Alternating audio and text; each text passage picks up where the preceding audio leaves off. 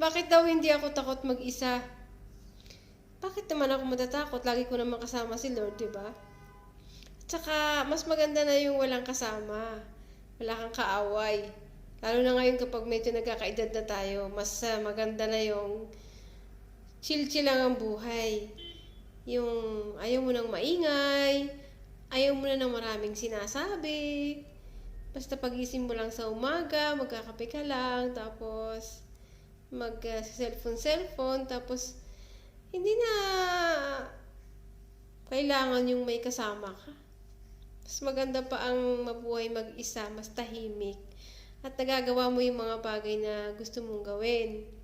Hindi kagaya kapag may mga kasama ka, ang gulo-gulo. Naranasan ko na yan. Kaya ngayon, masaya ako na mag-isa lang ako dito at wala akong iniisip na pakikisamahan. Oh, baka sabihin na naman ng iba dyan, mabash na naman ako. Baka bitter niyan, gusto mag-isa lang. Hindi po ganon. For example po, yung sa pagtatrabaho ko ngayon, medyo kahit minsan medyo mahirap, kahit nag-iisa, at least wala kang maririnig sa iba. Kasi pagka marami kayong magkakasama, konting bagay, big deal na sa kanila minsan. Naranasan ko na din po kasi talaga yun. Kaya nasasabi ko, hindi ko naman sinabi na ayaw kong makasama yung family ko. Grabe naman kayo. Depende sa sitwasyon. Ngayon, enjoy-enjoy lang tayo. Hindi naman habang buhay ay mag-isa ka. Sabi nga, no man is an island. Ngayon, ganyan yung buhay natin. Enjoyin lang natin. Gawin natin yung mga bagay na makakapagpasaya sa atin kahit nag-iisa tayo, di ba? Magpaganda ka dyan, kumanta-kanta ka, magluto ka.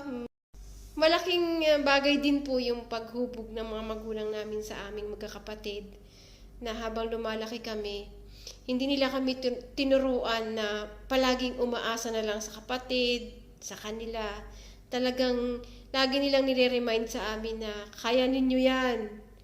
Huwag kayong masyadong umaasa sa tulong ng ibang tao. Pagsikapan ninyo kung anong gusto ninyong gawin, kahit nag-iisa kayo.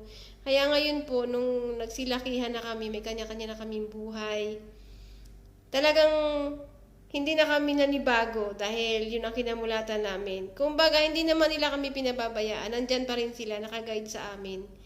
At yan.